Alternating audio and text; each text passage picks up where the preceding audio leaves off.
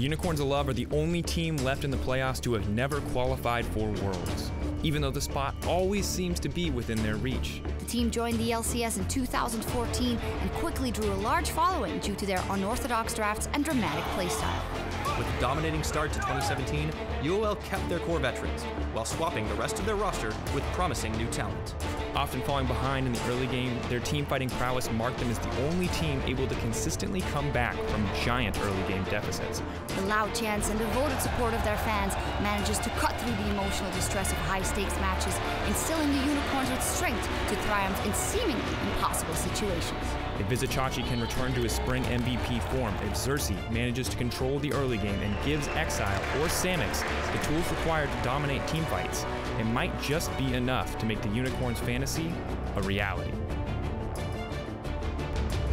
2016 marked H2K's most successful season as the team qualified to Worlds and managed to become the only non-Korean team to make it in the top 4, igniting fan fantasies for a strong European presence on the international stage. For 2017, the team brought in a new Korean bot lane, which is yet to be tested in high-pressure situations. They were able to steamroll over lower teams, but still struggled to find wins against the top dogs of the LCS.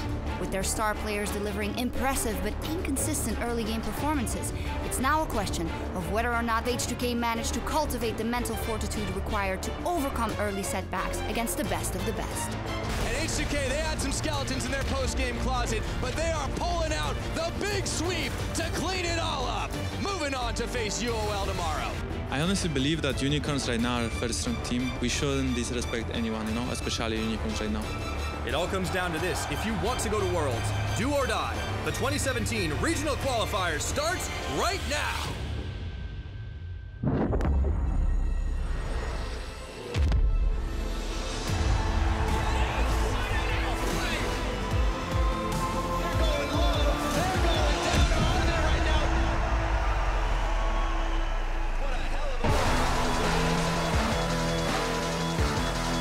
Welcome to Berlin, Germany for day 2 of the regional qualifier. H2K managed to take down Splyce and are looking for another win tonight against the Unicorns of Love. They're fighting to make Worlds for the first time in their history.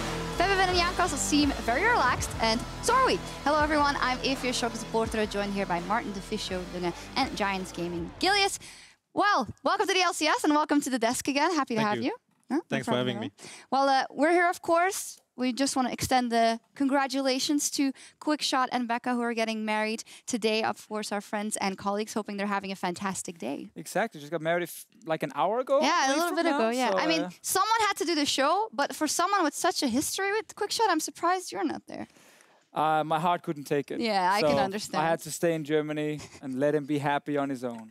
All right, let's talk about some League of Legends. Yesterday, we saw H2K continue their superiority over Splyce as they pulled off a 3-0 sweep to advance to the next round. Gilius, 3-0 sweep. It sounds pretty straightforward. What did you make of their performance?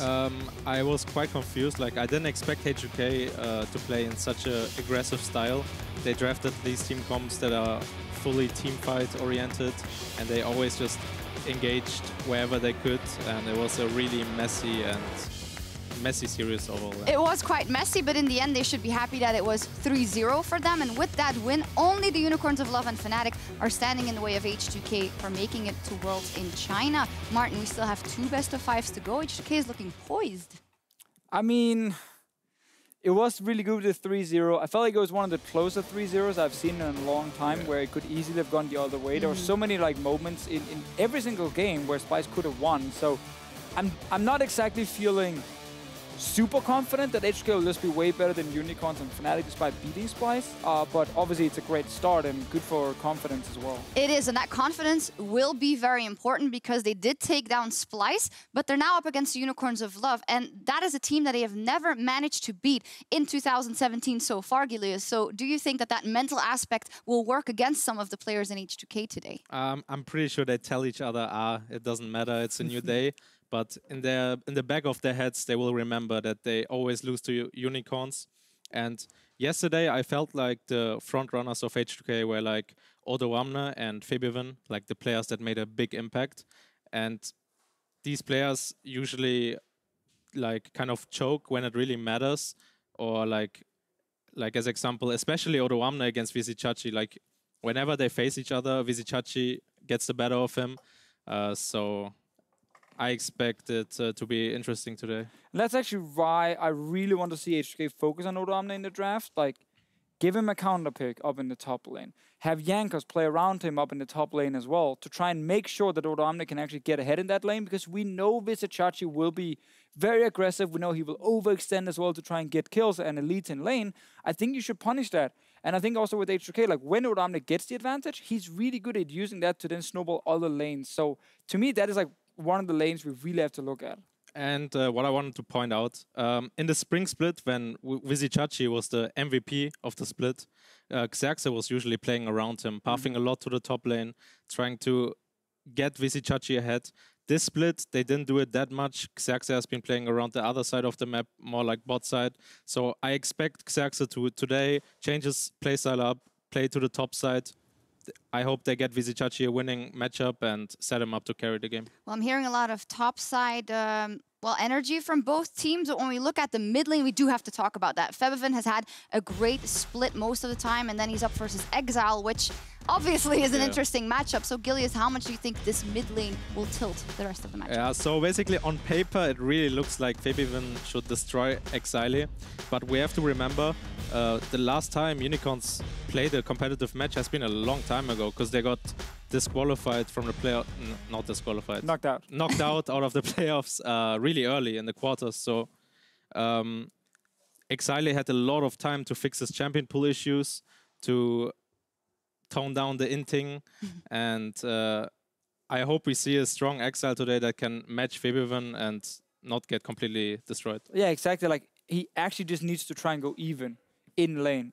We saw a little bit of that towards the end of regular season, where I felt like Exileh was not trying to actually kill everything or everyone in front of him, and he respected ganks and roams a lot more. He kind of dropped that when he played Misfits in the quarterfinals. So I want to see go back to that towards the very end of regular season when they actually beat H2K as well. He did not just get killed by every single gank. Yeah, wait until those team fights occur where they're really, really good at. Exactly, so if it comes to team fighting, specifically Gilius, Unicorns of Love versus H2K, who gets the upper hand? I think I feel like H2K kind of copied the style of Unicorns with these full engage comps, full team fight comps. So I think they will use the same style today against Unicorns, against the team that invented it in Europe. So I think Unicorns will get out ahead in these 5v5 team fights. I think it's important to highlight that both teams will obviously, if they draft scaling, like H2K will not be that weak in the late game compared to some of the games we've seen in the past where they would get outscaled. But generally what happens so often in between these two teams is when Unicorns do the classic run 5-man mid and just hard engage, you know, in that lane, H2K always get like caught out. They get surprised. And then they do like these crazy reckless counter engages with like Jankos diving in without having people around. And he just dies like some of the replays we just saw on screen from week 10. And that's one of the main reasons they always lose their early game lead against Unicorns of Love. And surely now they have worked on this and talked about it. And they should be able to fix some of it. We will see. There's a lot up in the air. So Gilius, who's going on to face Fnatic tomorrow and why? So I have a different prediction than most people. I think Unicorns will take the series 3-2. It will not be a sweep. It will be a hard-fought best of 5. But I think Unicorns will win because they had a lot of time to watch other teams, to copy other teams, prepare a lot of different styles for today.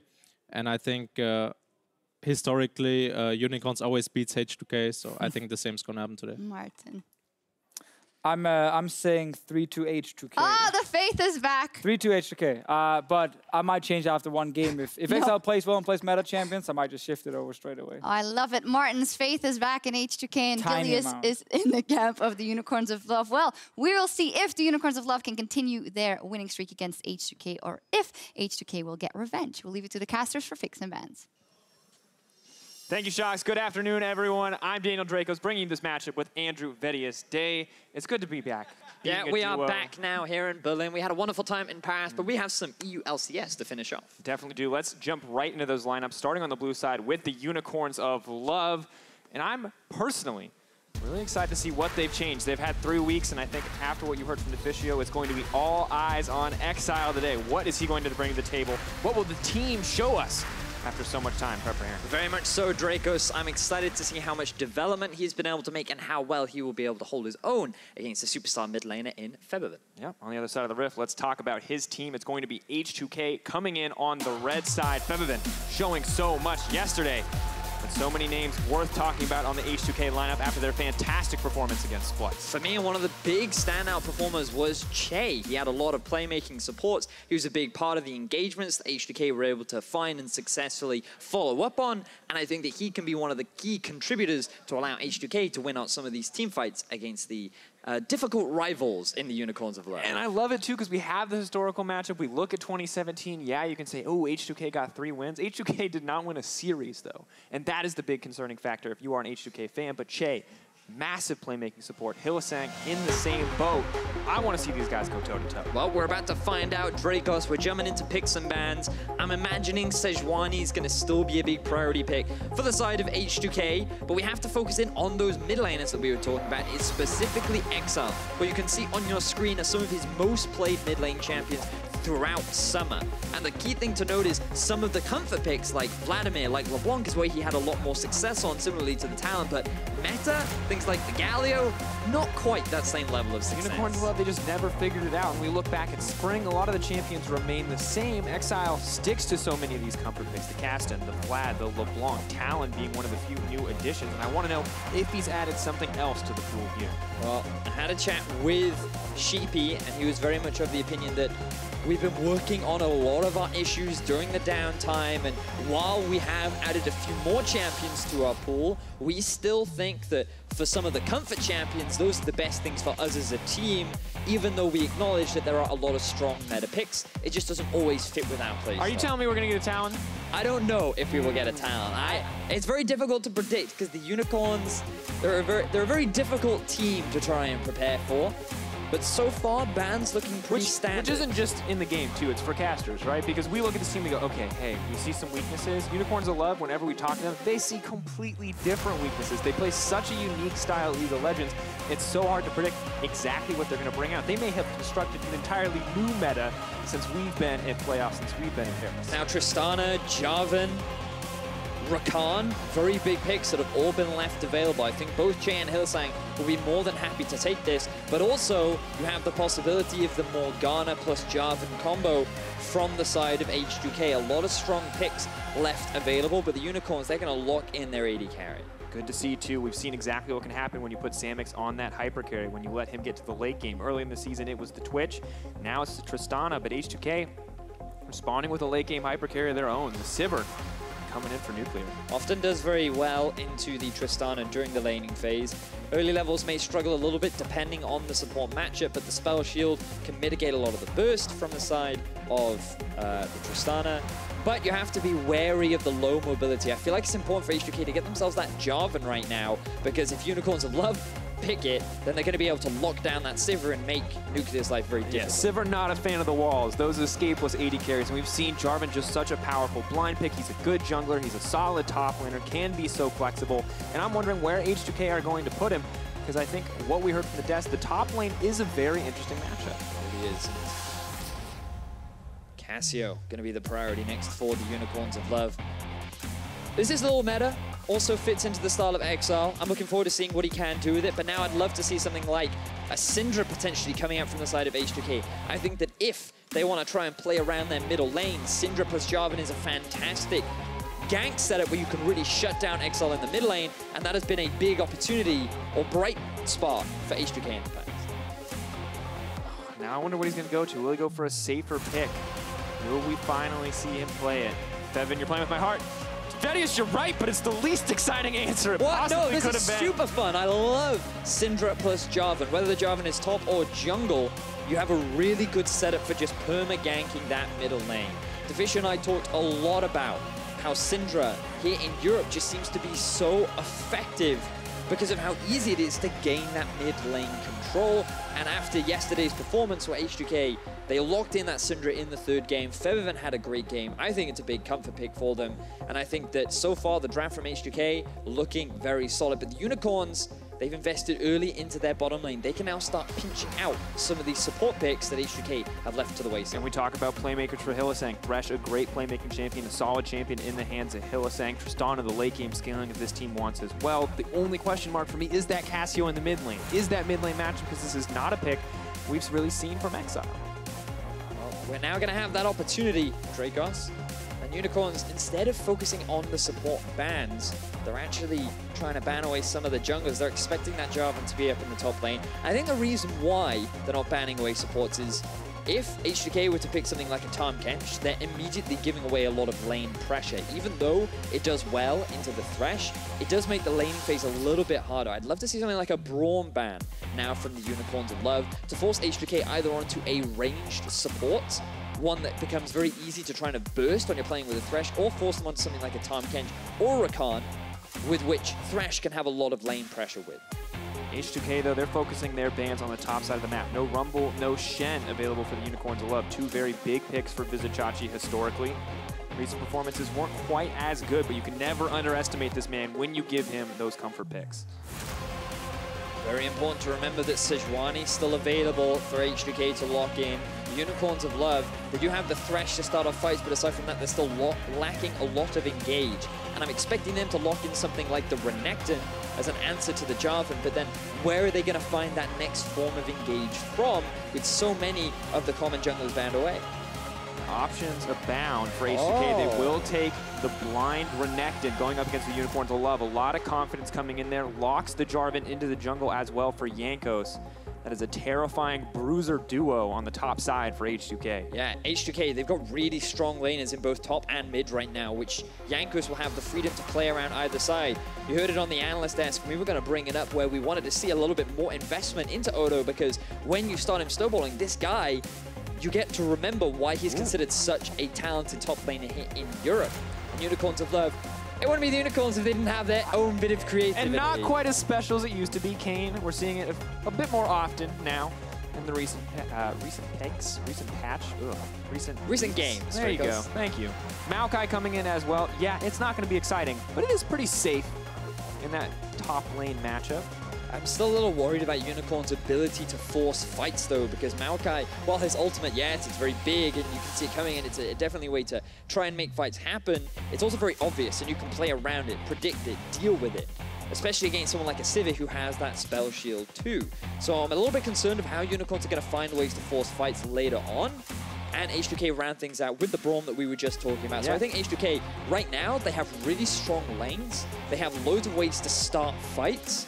And they're scaling arguably not as strong as H2K in the very late game, but they're the ones with all the tools to start the fights in their favor. So I feel like this game is very much about H2K trying to dictate the pace in the early to mid game, whereas the Unicorns, they can look to be a little bit aggressive in the early game with the Kayn.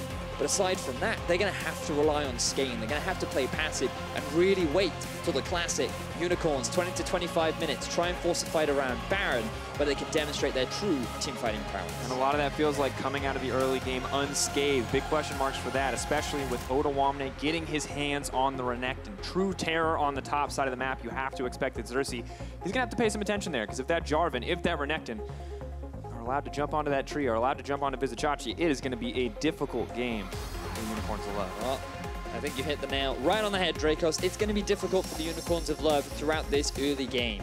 And I'm excited to see how well they can deal with the pressure, because they are a team that typically tends to play the early game from behind, and H2K love these early game leads. It's been a clash of styles for so long between these two teams. Today we get to find out who will reign supreme, who will keep their hopes alive to set foot on the world stage, to go to China and Wuhan to represent Europe. So much riding for both of these teams. One last best of 5 between them. In 2017. Dramatic music is cued. Crowd has clapped. That means it's time for game 1, folks. We are getting ready. When the Unicorns fans are out in force, Vedius, it would not be any ULCS game without them here. And while the crowd may be going wild, the game is at a calm start. No crazy level 1 invades, nobody taking any wild risks, and I think it's the right choice. Team's not sure what to expect from each other, but when you look at the early game, Vedius, junglers are going to be a big story. Jarvan, we've seen it before. Kayn still feels like a bit of a new one. So this jungle matchup is really interesting, largely because Jankos, as we said in Champions Select, he has a bunch of winning lanes with which he can look to play around. Syndra, Renekton, really easy gank setup and plenty of damage in that lane to either camp or at the very least get ahead in. Whereas for Xerxe playing this Kayn, chatting to him just as Kayn was released, he was all about, you need to be invading if you're playing Kayn. You have to be obnoxious. You want to steal away camps. You want to force the enemy jungler out. But the only way you're going to do that is if you have pressure. And based on the matchups that they picked, they're not going to have that kind of early game pressure. So I'm fascinated with how Xerxe will stick to this early invade style when he doesn't really have the laners to support it. It's going to be difficult. We heard from Maxlor as well. You play like Season 5 Nidalee. You find that lead and you keep pressing. Keep looking to get an advantage. Now they're looking to take away the Raptors. Big source of XP. Looking to interrupt. A weak early clear from Jarvan. Buying a lot of time, but this is a huge commitment of resources on the side of Unicorns of Love. They are not letting this look like a standard early game. They've got something special planned. No, this is not a level 1 gank. Moving forward onto Febiven. Flay, flash. Wow. That looked a little odd. But it definitely applied the slow. The Flay did in fact happen. I think that was just a bit of a spectator bug because Febiven, he gets the flash. This is... Okay, so Drakos, we talked a little bit about early pressure. That's one way to get early pressure. Yeah, I was going to say, we talked about Xerxe, he just wants to counter jungle. Hylissang, not a fan. He's not here to help counter jungling. Hylissang is here to kill people. Wow. Vedius. So, UOL, right off the gate, coming out with a bit of an innovative strategy. All 3 members, mid, jungle, and top, invade to not only get Xerxe a very quick level 2 from the Raptors, but then they steal away the red buff too. This is going to slow down the early game presence of Jankos, but already he's caught up. He recognized, go straight to his blue buff, do his walls, and just get back into the game as fast as he can as Xerxe now moves back into his own jungle. Jankos taking a very aggressive path onto the top side, spending a lot of time just to make it over to this blue buff, just to hope not to get 3 buffed in this exchange. But Xerxe's headed there as well. But for H2K, Febiven definitely has pressure in the mid lane. So it may just be the 1v1 in the jungle. Blast Cone not going to work. No Exile flash, committing, no flash. Wants to go forward. First blood dropping for Exile. And that all comes from the fact that Febiven was forced to use his flash earlier. Exile just dives on top of him, level 3, and gets the solo kill. You have so much kill threat early on with the Cassio. We wanted to see Exile step up, and this is a great way to start off. Pause is coming out for Xerxe. We'll give you more information as we figure out the cause. But for now, I just want to talk about that because we talked about Syndra being so good in Europe because she has that gank setup, because she has that constant kill pressure. But the thing about Cassio, you miss 1 or 2 of those skills, you miss that stun, she just gets to leap on top, well, leaps kind of, she gets to slither towards you slowly while pressing E every half a second, which is pretty terrifying and does in the end result in that first blood. The big thing about it is usually you can't afford to hard commit early on with Cassio because it drains a lot of mana. So if you fail it, you now have no mana left during the laning phase, and you can no longer wave clear, you keep getting pushed under your tower, it becomes an awkward time. The problem was, for Febiven, was that he already got chunked out early on because of the bit of the exchange of the roam from Hylissang. He lost his flash, and that just gave the freedom for Exile to just dive immediately in and get that first blood. And when you think about all these little things the Unicorns have done, the early red steal invade, the fact that the bottom lane didn't lose anything after Hylissang getting that flash in mid, first blood going over in favor of Exile, everything looking really, really good in game 1 for the Unicorns of Love. Well, while we wait for the pause to be resolved, let's take a look at that first blood. Let's kind of check out exactly what happened here. We know the flash is already gone. We know Febiven is in a tight spot, but how exactly was Exile able to grab this kill? So let's have a look here. So Febiven level 3, Exile level 2. He lands the initial poison there. He knows he can keep chasing. And the key thing is that he just keeps landing the poison. You can see the bonus movement speed is allowing him to keep up with Exile every time he lands that little poison, his Q. And even though he's level 2, he has more than enough damage. His mana pool is effectively full. And he's able to get the solo kill. So 400 gold in the pocket of Exile right now. He's going to be able to get a very early tier. Start stacking that as soon as possible. Means that Cassio's going to reach that big damage threat much sooner than H2K would have liked. All right, update on the issue. It looks like Xerxe's screen was frozen. League officials have reviewed the footage and deemed that it was not, did not affect the game. So we will be continuing here shortly. So small issue, but Coming from the jungle, well, nothing was happening. Luckily, not from the mid lane where people were trying to kill each other. So no crazy situation here. Just going to get right back into gameplay. Has now resumed. We'll get it on your screen in just a moment. And Vedius, this is not the start I expected from Unicorns of Love whatsoever. Nope. A little BM from the observers, but hey, there's a corpse. That one's named Febiven. He's going to be in that deficit. So now, what Exileh needs to do is hard push in mid. I think it might be smart for Xerxe to come and help push him out, but he doesn't need to. He just wants to try and keep Jankos down, and then he wants to go back to base and buy that tier as quickly as possible. And that's we're only 3.5 minutes into the game, Drakos. We expected H2K to be the ones exerting that early pressure. They had a Syndra, they have a Renekton, they have a Jarvan, but Unicorns, they read this all very, very clearly, and they want to try and shut Jankos down, but Exileh, he's in a bit of trouble now. Febiven is here, does not have the flash. Jankos takes a lot of damage, but that is a level 2 Jarvan. Exileh is already level 4, no mana. He is going to be forced back. But this is dire straits coming in for H2K early on. They need an economic relief plan here, Vedius, because Jankos is far behind in gold and experience. Febiven is in the same boat, and Xerxe, he's free farming, man. Both these jungles belong to him. That's exactly what we wanted from the Kayn in the early game. H2K, they're going to have to dig deep into that piggy bank if they're going to want to find ways back into the game, because everything is in Xerxe's control in terms of the jungle in this early game. And this was our question. How is he going to go for those invades? And he decided, well, if I start invading at level 1, I just never have to stop. And just don't go alone, man. Exactly. Just bring a Maokai, bring a Cassio, and now we may see some play on the bottom side. Hylissang going to try to leap out to safety. Good play backwards.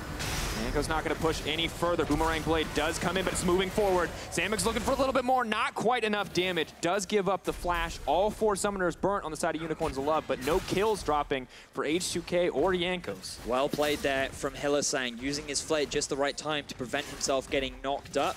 A very early flash from Chei to guarantee his passive being applied onto Hylissang. Looked like that he was in some dire straits, but the Unicorns bottom lane, they still find ways to keep themselves alive, and they forced a flash out of Jankos once more. So this early game still heavily going in the favor of the Unicorns of Love. Jankos not really been able to find any sort of early game advantages. And again, the bottom lane is all we were expecting him to go. The mid and top is where you typically expect this Jarvan to try and camp, but instead he goes to the bottom lane. And yes, he does get a lot of summoner spells. Now let's see if he tries for a return gank. And Jankos not always the biggest focus from opposing teams. Hard guy to shut down, but Unicorns of Love have been successful, and Jankos has just been getting better and better over the course of playoffs and the gauntlet.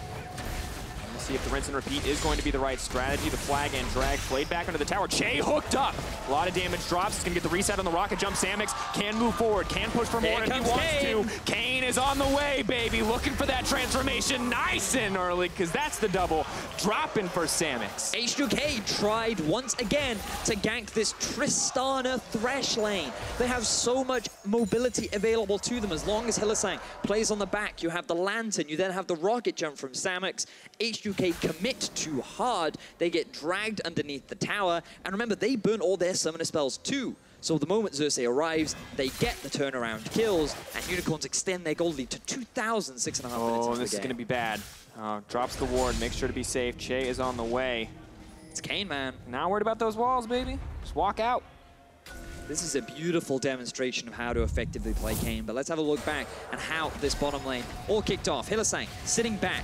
He knows that he's going to get rooted up, so Samux jumps early, and at this point, H2K, they have to realize that they failed the gank, but instead they overcommit. Samux, there's no risk to him here on the back line, because he knows that all the CC is gone. And so Xerxe, he just jumps in, he gets the kill, there are no summoner spells left, and now this Tristana 2-0-0, very early on into the game. And the picture we painted, Vedius, I'm gonna have to hold that thought, though. Vizicsacsi is gonna get engaged on, ultimate up and available, not gonna need it. But the picture we painted for this series, Vedius, was, hey, H2K, they want to get the early leads, they want to snowball Unicorns of Love, they want to lose as little as possible and come back with that team fighting prowess. But Unicorns of Love are winning the early game right now, confidently. Jankos is in a massive deficit. If catch-up experience was not a thing, he'd still be level 3 right now. And you have to give a lot of the credit to Xerxe and Hylissang, because Xerxe moving with his mid and top to get that early invade. Hylissang burning the early flash, and look how Xerxe just does not stop. I was wondering how he uses this early pressure to get invades, and they're doing it perfectly. And you forgot, Jankos, it's totally understandable. I know you thought that was your jungle. It's not. It's Xerxe's jungle, and it actually all belongs to the Kayn at this point. And this is the scary part. Yes, catch-up XP is a thing. Yes, it's very easy to come back, but Xerxe's not letting this man have any camps. Luckily for him, he has a separate side of the jungle where there is not a Kayn, and he knows that. So for at least a few seconds, he will be able to jungle safely. Febiven, though, maybe not the safest route for the jungle, but is hungry for a little bit of action. Samux just leaps out, uses that buster shot. Not going to be anything further, but I feel like H2K kind of grasping at straws here. Bottom lane will get some pressure down. They want to try and punish Samux for being alone. They saw Hylissang roaming around with the jungler, and they thought that maybe they could take advantage, or at the very least get some deep vision down. But now we have another gank up top. Moving forward, Kayn's not going to commit. See the ultimate come out. Happy with that exchange. Don't want to push any further. Vizicsacsi, though, very low on mana. Odoamne can pretty confidently turn that one around. And we've had so much action already happening, 8.5 minutes into the game, that we haven't even taken a second to look at the top lane. Just look at the differences. This is not typically what you'd expect from a Maokai into Renekton. Renekton's usually that lane bully. He's the guy that gets the CS advantage, especially against a champion like a Maokai. But Chachi, he seems to be holding his own perfectly. And this is the thing. You come in 3 weeks, we have not seen the Unicorns of Love. They show us something new here in the early game. Immense improvement from Vizicsacsi in the early game. And of course, the insane amount of pressure laid down by the team as a whole. Unicorns of Love have planned this out from the start of the game with that level 1 invade. They are clearly in control. Febiven, though, looking to change that, looking to remain aggressive, still taking a lot of Xerxe's time. Xerxe doing whatever he can to take away these jungle camps, to keep Jankos down. Now, we imagine that he will be going for the Rust form. Be a little bit greedy and overconfident to go for the Shadow Assassin. But the surprising thing, what I love about Rast is how deceptively tanky he is, because you take a lot of damage, but he has so much lifesteal that halfway through a fight, he'll ulti one of the big tanks, he'll chunk them out, and then he'll come back into the middle of the fight, full on HP. And when you also go for something like an early GA, which I've seen a lot of Kayn's doing recently, he becomes super obnoxious to kill. And one of the most frustrating things, similar to Ezreal's ultimate, once he starts to channel on the W that knock-up, he can actually interrupt it. He's going to heal, he's going to knock you up. Jarvan wants to flag and drag in. Well, you're going to trade CC at that point, even if your CC connects. Very frustrating champion to play against, but we have to see what Xerxe's plan is. He may have something special. We might see a Shadow Assassin. I think you're right that it's the Ross. This man is invading so aggressively, and ultimately a lot's going to come down to that transformation bar with what he wants to go for. Now the thing is, for the Unicorns of Love, they're in a really good spot, because remember, we talked about scaling, definitely in the favor of the Unicorns for the most part. They have a Maokai in the late game, they have a Tristana and a Cassio, and Kayn does surprisingly well, especially against tanks, but just being obnoxious, basically, soaking up a lot of the damage in the late game. The issue that they have is being able to force these fights. So for now, Unicorns, they're happy just playing the slower game. They're happy just scaling up, farming up, and the pressure is on H2K to try and force a fight. They're still pretty strong with the Syndra, with the Renekton. Once they get those first items, they're still in a good position to force fights. So it's not all over yet. No, absolutely not. A very good early game coming in for Unicorn to Love, but we have to remember H2K did have a very dominant series against Splyce. Was the 3-0, but even against Fnatic when it was a difficult series, they showed a lot. But versus Splyce, we see here, major lead, major deficit. That, of course, means you're holding 51.5% of the gold if you are in a major lead, or 48.5% or less if you are in a major deficit. So understand H2K was in the lead for the majority of the series. It was impressive play coming in from them. But now we have to see. This game's going to have a lot different numbers. The gold lead definitely going to be consistently in the favor of Unicorns, but that could change right here. Exileh is going to get knocked up and knocked back. Flash out, perfect timing on the Cataclysm. H2K want to get something. At least they got a flash. So the Unicorns in that whole setup, oh, they're actually going to be Jankos. For Jankos, Kayn just going to go over the wall, move in, easy. Not even going to need the Umbral Trespass. Quick kill pickup. And H2K, they thought the Unicorns of Love had backed off. Exileh used all of his summoners. Odoamne even TP'd in. But they go for the return gank. They knew they had full vision throughout the river. They saw Jankos out. And look at the level difference between those two junglers, Drakos. 2.7k gold lead. 67 CS in the jungle to 24 Vedius. 1-0-1. This man is going to have 12-minute Ross transformation super early in the game. Let's be clear, it's easy later in the game. You auto-attack someone once at 40 minutes, you get that transformation. Early on, you have to play so aggressive to get that. H2K wants some aggression of their own. The flash forward, knocking out Febiven, cleanses out. Vizicacsi's hungry for the kill, but it might just be his life on the line, and it is going to be the first kill fired back for H2K. So H2K finally gets something. Febiven, he makes his way up to the top lane. They know that with a Renekton and a Syndra, they have the ability to force, at the very least, maybe a kill. So they can start one of these two solo laners snowballing. But UOL, they're still in a really good position. The thing I like we're seeing from H2K is they're giving that same attention to Odoamne we mentioned earlier. The Renekton was such a good pick for him against Fnatic. Could be key here against Unicorns of Love. It has not been great early on, but H2K are still looking to support it. I mean, I gotta challenge that a little bit, Drakos, because all those early ganks from Jankos were invested bot rather than into the top lane. And it just makes you wonder, why wasn't Jankos focused on trying to snowball this Renekton? And it's such an easy lane to set up dives for, to set up kills for, and it's just such an easy way to get back into the game, or at least get a bit of a hold while your 2v2 just holds their own bot. And instead, just poor decision-making effort from Jankos has allowed Unicorns to get to this point. Now they're utilizing the TP advantage. Forward play backwards, only going to connect on one. Xerxe is a little bit hungry for blood here, waiting on that knockup, holding that cooldown.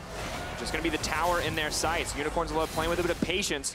H2K will get a kill back on the Hylissang. Febiven now pressuring in the mid. Odoamne is going to do the same in the top, but if H2K can't get towers, it's not going to mean a whole lot. But H2K, yes, they couldn't follow up with the TP, but they're actually in a really good position to answer with 2 towers, just as you were saying, Drakos, because UOL, they only got 1 kill down the bottom lane. They will get the first tower, but H2K even traded that kill back.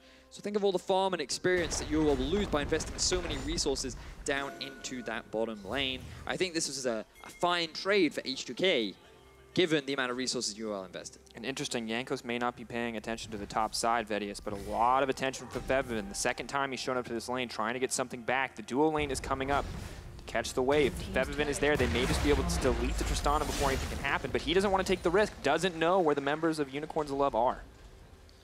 Now I imagine H2K will swap their bottom lane up to the top side. They know that they can hold their own at the very least. Jankos is hanging around, but he is relatively low. You can also see Renekton sitting in the brush. And I think it's smart from H2K to just back away. They need to get control back over the mid lane. You want him to back away, he wants to get a kill, not going to get the chance. Rocket jump takes him out to safety. But now look at how many members you have on the top side if you're H2K, because you've sent Febiven up there to try and set up a gank. Hook lands. Double stun. Hook's still going to connect. That's the knockup. Chain CC moving forward. Umbral Trespass is available. Hylissang not quite so safe, but I don't think he's going to get the chance. Febiven is in trouble and taken out as Exileh picks up that kill. And this is why we were saying they should have backed away, because Odo, showing his face up top lane, along with the other members of H2K, UOL had full knowledge of where they could move in the map. They immediately moved into the top side of H2K's jungle because they knew they had pressure mid. They find a pick onto Febiven, who had no summoner spells available, and now they're going to get themselves that mid tier 1. Such a dominant performance coming in for the Unicorns of Love right now, and so hard to be Jankos after all the aggressive counter jungling in the early game. Vedius is his worst deficit at 15 minutes, down 1.1k in the early game on an individual member. Now the hook's just landing left and right, though. Hylissang wants to keep the ball rolling. The chain CC coming in from the Thresh and the Ross. That's going to be the knockup moving forward. Umbral Trespass. Jankos tries to get out. He's not going anywhere. The Unicorns of Love, they are just continuing to snowball this early game. It doesn't matter if their composition isn't ideal for forcing 5v5 fights. They're just always playing around objectives to get these kills, whether it be enemy jungle camps, bottom tier 1 towers, the Rift Herald. Yeah, it doesn't matter. The objectives they're playing around are so small. I think H2K is not ready to fight for everything. They fought for wards, they've fought for Rift Herald, they fought for vision on rafters. They fight for everything, and H2K is just not ready. The sheer amount of aggression that is coming out from the Unicorns of Love. And I was a little bit worried seeing this Kayn pick, but Unicorns of Love, they identified the best way to utilize it, and H2K were not ready. Now, H2K, they're trying to get another kill onto Chachi. His flash is back up. Flash out, Odoamne making a look for the stun, leaps back. Still in trouble, however. The focus from the top laner and the mid laner shutting down Vizicsacsi yet again. Now, you could criticize Chachi there. He doesn't have his TP available. The rest of his team was backing off. But regardless, H2K are able to get themselves a kill. And this is where UOL find another good fight. Exileh has pressure in mid. They're able to punish H2K as they try to get a bit of vision around the Rift Herald. Another good hook landing from Hylissang means that they do find another good kill. Unicorns of Love are playing incredibly well. They do have the advantage. We have to credit them for that. And now I have to wonder what H2K can do to come back. We know they're good at snowballing leads. We know they can do it when they get the opportunity. This is not one of those games. This is where they have to come back from a deficit. And it seems hard to do it at this point in the game. You still have the stalling Sivir late game, because you got to remember that she has a lot of wave clear, and the longer the game goes, that Sivir can become a big team fight threat. So there's still that possibility. But for H2K, it's reliant on trying to force picks. Exile uses the ultimate, still knocked up in the Cataclysm. Lantern is there, is going to take it out. But it's really hard to get picks onto the Unicorns of Love, especially when they're so split up. Yeah, but not quite as hard to pick off members of H2K. Odo's going to run for his life. He's going to get deleted. Xerxe does so much damage to the tankier members of the team. Just taking the time, just playing with his food. Gets the knockup, not going to commit, however. Doesn't want to burn anything else. Nuclear now in trouble. Exile past the tower, but it's going to be the hookup onto Chei. H2K in trouble. Flash forward from Febiven. Flash out from Samux. He's going to be all right. Exhaust keeping him alive as Febiven doesn't get the full damage. So flash forward, the hook, it goes wide. Hylissang feeling a little too confident after the earlier plays in the game, but still, Unicorns of Love with the advantage. And H2K are doing their best to hold off from the pressure of the Unicorns, but the Unicorns are unrelenting, moving into their H2K's jungle. We talked early on about how Jankos is an easy mistake to make, but now it is impossible for him to even look at his half of the jungle with the amount of pressure that the Unicorns are consistently exerting. Really impressive performance from the Unicorns, and H2K, their only options now to just slow the game down as much as possible, try and rely on the Sivir wave clear, on the pick potential from Febiven to just hold the lines, because it is difficult to try and force a fight at this point in the game. And in a third place match in game 4, it was H2K who got the hilariously large gold lead in the early game. It was Fnatic who held them out to their last breath, and H2K in the end triumphed. H2K are going to need to play better than Fnatic did in that game. They're going to need to find those late game fights, find those ways of back in, utilize the Sivir and Braum together to win. The Unicorns of Love may not give them the opportunity. They are constantly trying to make plays. The key difference, I feel, between what's happening now and what happened in the H2K versus Fnatic series is that H2K were all about waiting for that optimal play. Try and find a pick on the Samux. Holding, waiting. Does have the Buster Shot, can disengage.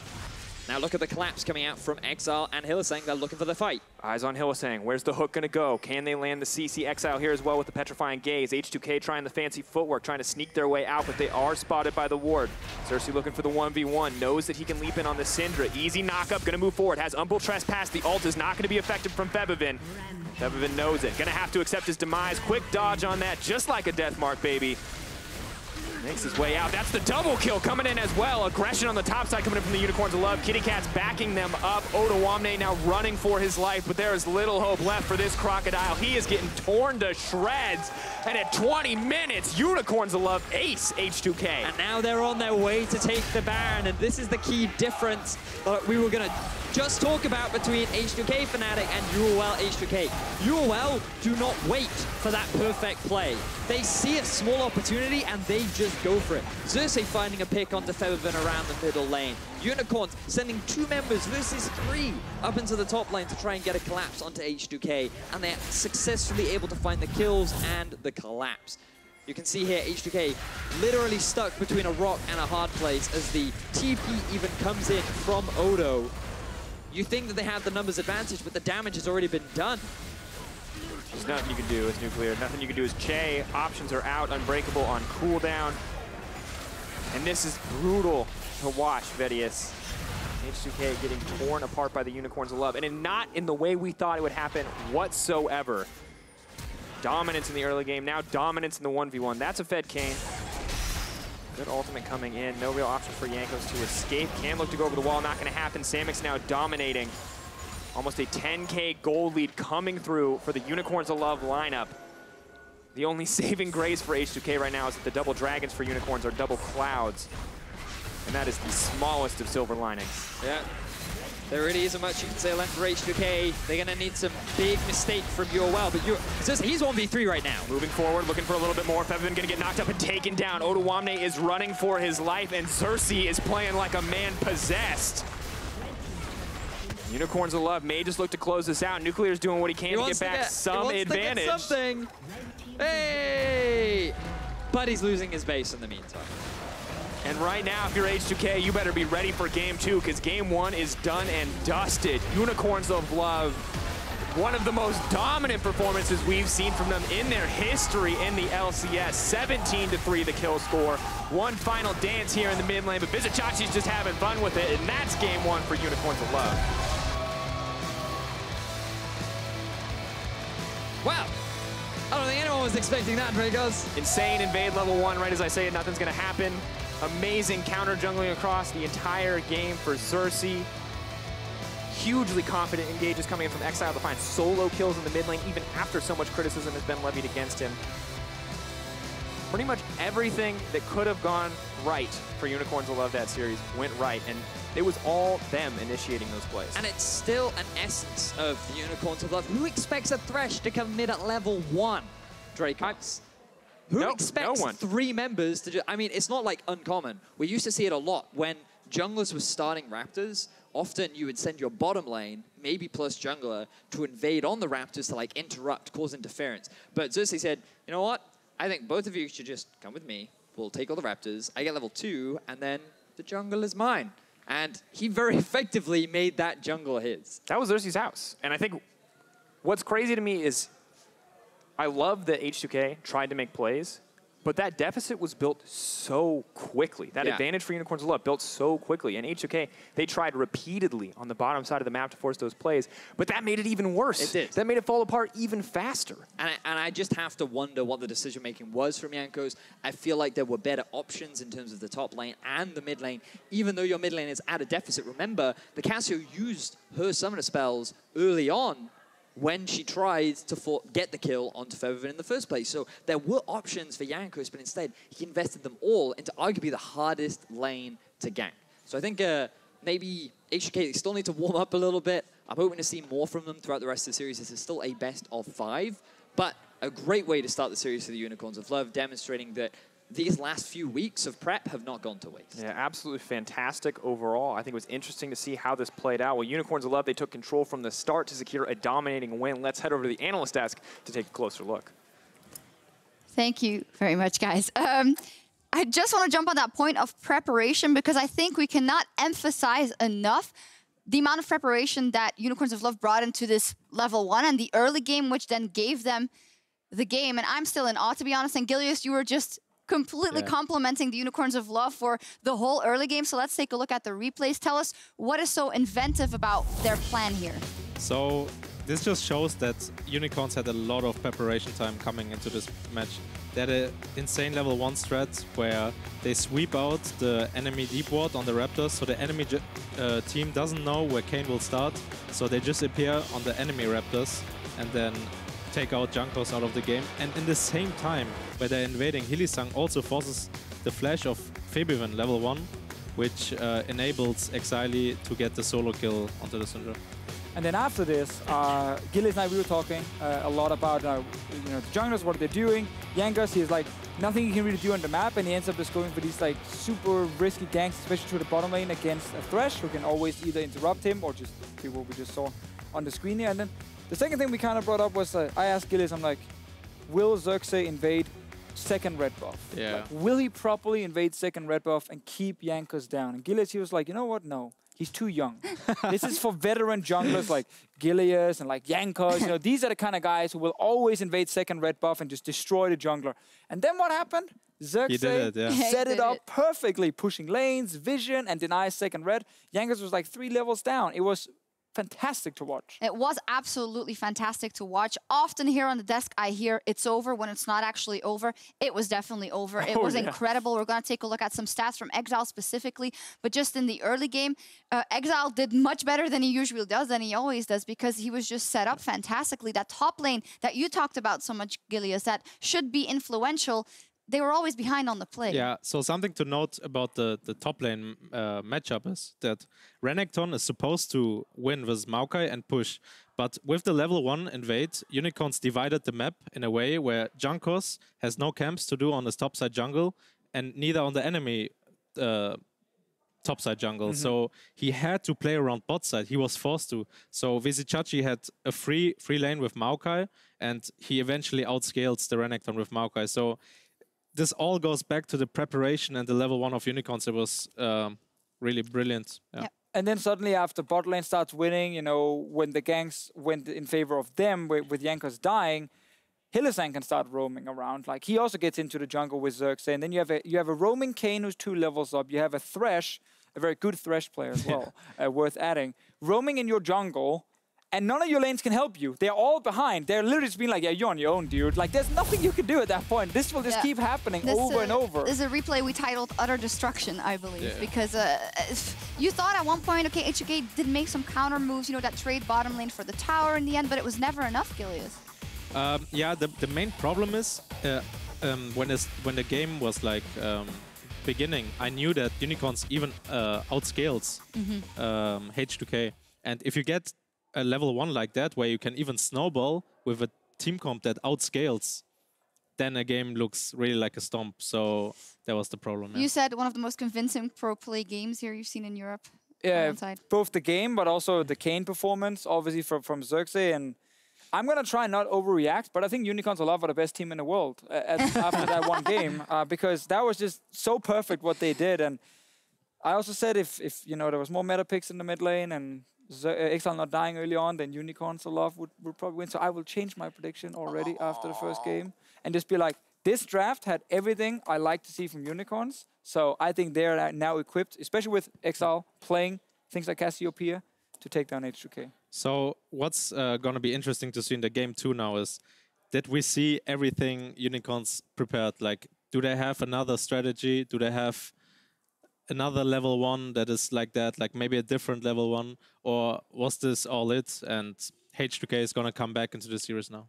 You talked about Jarvan quite a lot and how you didn't like it on either team. Do you want to explain that a little bit? Yeah, so when you want to pick Jarvan early in your draft as a flex pick, you have to have like your top laner and your jungler need to be good on the champion. And I feel like Sjokz and Vizicsacsi are not good on Jarvan, and I think Odoamne and Jankos are not good on Jarvan either. So I hope that the Jarvan pick gets dropped now in the game 2, and H2K goes back to the Sejuani and the more like the picks they used against Splice. Well, they are moving to blue side for game 2, H2K, and the most important thing is that the seed of doubt is planted. Unicorns of Love played the perfect game 1. They played a fantastic strategy, and now if you target Jankos, then everything kind of falls apart in that game, right? So what we've seen from Jankos after the Baron steal in the playoffs versus G2, we do not want to see that again. This is where we want H2K to come back. You need just immediately. Full reset. Yeah. Like just full reset. Okay, you got out level 1, you just completely destroyed after. You know, that game doesn't matter. That was just a bad scrim. Normally you would FF that even earlier and just say, okay, let's go next game. And it's where H2K in the past have really struggled doing that. They need to be able to do it now. It's the last thing they need to do, or they're not going to Worlds, exactly. right? They have to be able to reset. Whew, well, the pressure's on. After a great start, the Unicorns of Love are looking to take a big step on the road to Worlds. We will be back for game 2 after a short break. Woo! Reign supreme. Who will keep their hopes alive to set foot on the world stage, to go to China and Wuhan to represent Europe? May just be the 1v1 in the jungle. Blast code not gonna work. Exileh committing. Wants to go forward. First blood dropping for Exileh. A hooked up. A lot of damage drops. He's gonna get the reset on the rocket jump. Samux can move forward. Can't push for more if he wants to. Kayn is on the way, baby. Looking for that transformation nice and early, because that's the double. Yeah, big recovery for Legend. Makes his way out. That's the double kill coming in as well. Aggression on the top side coming in from the Unicorns of Love. Kitty Cat's backing them up. Odoamne now running for his life, but there is little hope left for this Crocodile. He is getting torn to shreds. And at 20 minutes, Unicorns of Love ace H2K. One of the most dominant performances we've seen from them in their history in the LCS. 17-3 the kill score. One final dance here in the mid lane, but Vizicsacsi's just having fun with it, and that's game 1 for Unicorns of Love.